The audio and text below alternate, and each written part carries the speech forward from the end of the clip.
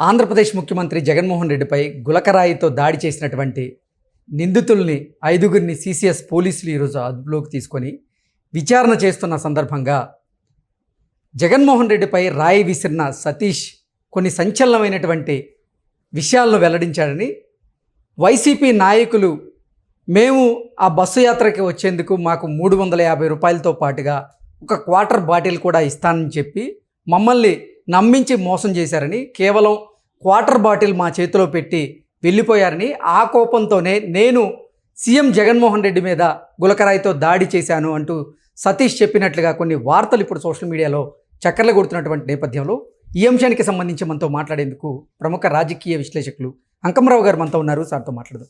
Sir నమస్తే. Sir నమస్తే కృష్ణ గారు. సార్, సీఎం మీద రాయితో దాడి చేసినటువంటి నిందితులను 5గురిని ఈరోజు సిసిఎస్ పోలీసులు అరెస్ట్ చేశారు. విచారణలో భాగంగా వారు సంచలనమైనటువంటి విషయాలను వెల్లడించినట్లుగా కూడా తెలుస్తోంది. వైసీపీ నేతలు వారికి 350 రూపాయలతో పాటుగా క్వార్టర్ బాటిల్ ఇస్తామన్నారు, కానీ వారు నమ్మించి మోసం చేశారు. మాకు క్వార్టర్ బాటిల్ మాత్రమే చేతిలో పెట్టారు. ఆ కోపంతో మేము ముఖ్యమంత్రి గారి మీద మేము రాయితో దాడి చేసామంటూ కూడా ఆయన చెప్పినట్లుగా కొన్ని వార్తలు వస్తూ ఉన్నాయి. ఇంకోటి ఏంటంటే సార్, అసలు ముఖ్యమంత్రి గారి మీద దాడి చేసిన యువకుడు సతీష్ అనే యువకుడు, ఆయన మైనర్గా కూడా వార్తలు అయితే వస్తూ ఉన్నాయి. ఏంటి సార్ దీని మీద మీ విశ్లేషణ, మీ స్పందన ఏంటి? కృష్ణ గారు, ఈ సంఘటన జరిగింది కదా, నిన్న నేను విజయవాడ పర్యటించడం కూడా జరిగింది. అక్కడ ఓ రౌడీ షీటర్ను కూడా అదుపులో తీసుకున్నారు. ఇంకా ఆ వార్త ప్రపంచానికి సరిగ్గా తెలియట్లేదు. ఇప్పుడు సతీష్, ఈ చిన్న దుర్గారావు, సంతోష్, మొత్తం ఒక 5గురిని ఇప్పుడు విచారిస్తూ ఉన్నారు. ఈ సతీష్ చెప్పిన ఉదంతం అంటే ఆ వడ్డెర కాలనీకి చెందిన ఈ కుర్రాడు సతీష్ చెప్పిన ఉదంతం కనుక మనకి అంటే అది బయటకు వచ్చింది. ఇంకా వాస్తవాలు నిజమాబద్ధం అనేది మనకి ఇంకా బయటికి రాలేదు, కానీ ప్రస్తుతానికంటే ఆంధ్రజ్యోతిలో వచ్చింది. పైపెచ్చు సహజంగానే వాళ్ళు చెప్పి 199% నిజం అవుతానే ఉన్నాయి. దానిలో దృష్టిలో పెట్టుకుంటా ఉంటే ఈ అంటే ఓట్లు కూడా రాని పిల్లల్ని ఎలా లోబర్చుకుంటున్నారు, ఎలా ప్రలోభ పెడుతున్నారు, ఈ సభలకి జనాలను ఎలా తీసుకొస్తున్నారు అనేది దీన్ని బట్టి అర్థమైపోతూ ఉంది. ఇప్పుడు 2 విషయాలు ఏంటంటే, ఒకటి రాష్ట్రంలో జరుగుతున్నటువంటి అరాచక పాలనకు సంబంధించి లేకపోతే అక్రమాలకు సంబంధించి వెలుగు చూస్తున్నటువంటి విషయాలు, అలాగే ఇప్పుడు జరుగుతున్నటువంటి సభలకు సమావేశాలకు సంబంధించినటువంటి వ్యత్యాసాలు, ఒకవైపు నుంచి షర్మిల గారు, సునీత గారు చేస్తున్నటువంటి అభియోగాలు, కడప జిల్లాలో వాళ్ళ పునాదులు కదిలిపోతూ పులివెందల్లో కూడా ఓటమి దరిదాపులకి వెళ్ళిపోయారు, ఓడిపోయినట్టే లెక్క. ఈ పరిస్థితుల్లో ప్రజల్ని మభ్యపెట్టడానికి వాళ్ళు ఆడిస్తున్నటువంటి ప్రచారం ఇది. అందుట్లో ఎలాంటి సందేహం కూడా ఏం లేదు. ఓకే, అసలు ముందు చర్యలు తీసుకోవాల్సింది ఎవరి మీద? ఆ ప్రాంతం యొక్క అధికారుల మీద.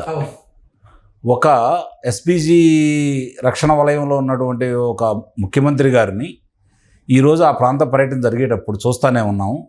ఎక్కడికి వెళ్ళి పర్యటన జరుగుతూ ఉన్నా కూడా మొక్కలు కొట్టేయటం, చెట్లు కొట్టేయటం, పరదాలు కట్టేయటం, ఇలాంటివన్నీ చేసుకుంటూ వస్తూ ఉన్నారు కదా.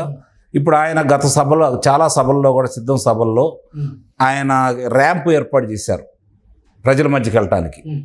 ఆ సందర్భంగా కూడా అధికారులు అనుమతించట్లేదు 6 గంటలు దాటిన తర్వాత, కాబట్టి మీ మధ్యకి నేను రాలేకపోతున్నాను అని చెప్పి స్వయంగానే చెప్తున్నాడు కదా. అవును, ముఖ్యమంత్రి గారు పలుమార్లు చెప్పడం కూడా జరిగింది కదా. మరి అలాంటి దానికి ముఖ్యమంత్రి గారి అంటే భద్రత కారణాల వల్ల మేము విద్యుత్ ఆపేశామని చెబుతున్నారు. అంటే ఒక ముఖ్యమంత్రి గారి పర్యటన జరిగే ప్రాంతంలో కావచ్చు, ప్రతిపక్ష నేత పర్యటన జరిగే ప్రాంతంలో కావచ్చు, 2-3 రోజులు ముందు నుంచి పరిశీలిస్తారు కదా. అవాంతరాలు ఏదైనా ఉన్నాయా, ఆటంకాలు ఏమైనా ఎదురవుతున్నాయా, లేకపోతే ఇలాంటి ఇబ్బందులు ఏదైనా వస్తాయా అని చెప్పని చూస్తారు కదా. అంటే అది భద్రతా వైఫల్యమా, కావాలని చేశారా, లేకపోతే వాళ్ళ నాటకానికి అనుగుణంగా అధికారులు వంత పాడుతున్నారా? అంటే నిస్సందేహంగా అధికారులు వంత పాడుతున్నారు. ఇంకా ఈ ప్రజాప్రతినిధులు చెప్పిందే వాళ్ళు చేస్తున్నారని చాలా స్పష్టంగా అర్థమైపోతూ ఉంది. దీనికి సిఎస్ గారు, ఇంటెలిజెన్స్ ఐజీ గారు, మరి డీజీపీ గారు, అక్కడున్న స్థానిక అధికారులు వాళ్ళు కూడా బాధ్యులే కదా. వాళ్ళ మీద చర్యలు తీసుకోకుండా ఈ అమాయకుల మీద తీసుకోవడం ఏంటి? అంతమంది అక్కడ ఉన్నప్పుడు వీళ్ళు చెప్తున్నట్టు అక్కడ నాకు తెలిసినంత వరకు రమారమి ఒక 1500 మంది రక్షణ వలయంలో ఉన్నవాళ్ళు కావచ్చు, లేకపోతే వివిధ శాఖలకు సంబంధించిన వాళ్ళు కావచ్చు, అక్కడ ఉన్నారు. సామాన్య జనాభా అది ఒక సమావేశం కాదు కదా, ఒక సభ కాదు కదా అందరు అక్కడ పోగొట్టడానికి.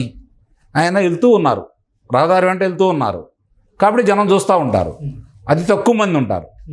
దాన్ని అదుపులో తీసుకోవడం ఎంత సమయం పడుతుందో వాళ్ళకి. ఎందుకని మిగిలిన వాళ్ళందరినీ చక్రబంధంలో పెట్టేసి అక్కడ ఎందుకు గుర్తించలేదు అంటే, కావాలని నాటకం ఆడటానికి. మామూలుగా ఏదైనా జరిగిందనుకోండి, పక్కనే అంబులెన్స్ ఉంటుంది కదా, మరి అంబులెన్స్ తీసుకెళ్లకుండా ఎందుకు అదే వాహనంలో ఆయనకి ప్రథమ చికిత్స చేశారు చెప్పండి. ఆ తర్వాత దానికి సంబంధించినటువంటి ప్రభుత్వ ఆసుపత్రికి మంది మార్గాలతో వెళ్ళటం ఏంటి? అక్కడ ఏదో గుండె శస్త్రచికిత్స జరిగినట్టు, లేకపోతే వేరే ఏదో జరిగినట్టు అంతమంది వైద్యులు అక్కడుండి మరి వాళ్ళ పర్యవేక్షణలో జరుగుతున్నట్టు చిత్రీకరించడం ఏంటి? ఇదంతా ప్రచారం కోసం కాదా? వాళ్ళ వైఫల్యాలని, ప్రస్తుతం రాష్ట్రంలో జరుగుతున్నటువంటి వైఫల్యాలకు సంబంధించి ప్రజలు చర్చించకూడదని చెప్పని, ఇలా తగ్గుతున్న ప్రజాదరణ గురించి ప్రజలు చర్చించుకోకూడదని, ప్రతిపక్ష నేతలకు వస్తున్న ఆదరణ గురించి చర్చించకూడదని, చెల్లెలిద్దరూ ఎత్తున్న అంశాన్ని, వైఎస్ వివేకానంద రెడ్డి గారి హత్యకు సంబంధించిన అంశాన్ని ప్రజలు చర్చించకుండా ఉండటం కోసం మాత్రమే వీళ్ళు దీన్ని అవకాశంగా వాడుకుంటున్నారని మనం ఎందుకు భావించకూడదు? సరే, ఆ మైనర్ బాలుడైనటువంటి సతీష్ని అదుపులోకి తీసుకున్నటువంటి నేపథ్యంలో అతనితో బలవంతంగా ఈ స్టేట్మెంట్ ఇప్పించేటువంటి ప్రయత్నం చేస్తున్నారా, లేదంటే అసలు నిజంగానే ఆయన దాడికి పాల్పడి ఆ స్టేట్మెంట్ ఇచ్చాడా అంటే ఏం చెప్తారు? ఇప్పుడు అక్కడ 2 అంశాలు పరిగణలోకి తీసుకోవాలి. అసలు అది జరిగిన 5 నిమిషాలకి అన్ని మంత్రులు, మరి వాళ్ళకి సంబంధించిన ప్రజాప్రతినిధులు వీళ్ళందరూ కూడా వచ్చి చంద్రబాబు నాయుడు గారి మీద ఎందుకు చెప్పాలి? రెండోది, ఆ ప్లకార్డులు చూస్తూనే ఉన్నారు కదా. అవును, 5 నిమిషాల్లో వచ్చేసినాయి కదా. అంటే ఇది ముందస్తు వ్యూహంగా ఏదో చేయాలనుకున్నారు. వాళ్ళకి అయాచితంగా దొరికిందా, కావాలని చేయించారా అని చెప్పి చూడాలి. నిస్సందేహంగా వాళ్ళు కావాలని చేయించిందనేది చాలా స్పష్టంగా అర్థమైపోతా ఉంది. అది వ్యూహాత్మక దాడి నిస్సందేహంగా కొంతమంది ఆరోపణలు చేస్తారు. అనుమానమే ఉంది దాంట్లో. అనుమానపడ గత చరిత్ర మొత్తం చూసుకుంటా ఉంటే, ఆ పార్టీ చరిత్ర అంతా చూసుకుంటా ఉంటే, ఎట్టి పరిస్థితుల్లో కూడా అక్కడ స్పందించి చేసింది కాకుండా ముందస్తు వ్యూహంగా జరిగిందనేది భావించాల్సి వస్తుంది. 6 గంటల తర్వాత, అది విద్యుత్ లేని సమయంలో, అంధకారంగా ఉన్న సమయంలో దానికి సంబంధించిన ఏర్పాట్లన్నీ వాళ్ళు చేసుకోవాలి కదా, వెలుతురు నింపాలి కదా. అసలు ఆయన్ని ఆ వాహనం మీద పైన ఎలా అనుమతించారు వాళ్ళు? అనుమతించకూడదు కదా, భద్రతా వైఫల్యమే కదా అది. ముందుగా చర్యలు ఊరి మీద తీసుకోవాలి. ఇది కదా ఆలోచించాల్సింది. దీంట్లోనే ఉంది కదా కుట్రకోణం. ఇది చాలా స్పష్టంగా అర్థమైపోతూ ఉంది కదా. ఇప్పుడు 18 సంవత్సరాలు కూడా నిండా నా బాలుని బలిపశం చేయడానికి కోడికత్తి శ్రీని, అతను జనపల్లి శ్రీనివాసరావు గారిని ఏ విధంగా అయితే కోడికత్తి శ్రీని చేశారో, రేపు పొద్దున ఇతర మీద కూడా అలాంటి అభియోగాలు మోపరని నమ్మకం ఏంటి? ఆ పిల్లవాడిని బలిపశం చేస్తున్నారని నేను భావిస్తున్నాను. అతని చేత కావాలని చెప్పించుంటారని అయితే నేను భావిస్తున్నాను. ఇవన్నీ ఓకే, అంటే బలవంతంగా స్టేట్మెంట్ ఇప్పించుండదు, నిస్సందేహంగా చేపిస్తారు కూడా. వాళ్ళ చేతుల్లో పని కదా ఇది.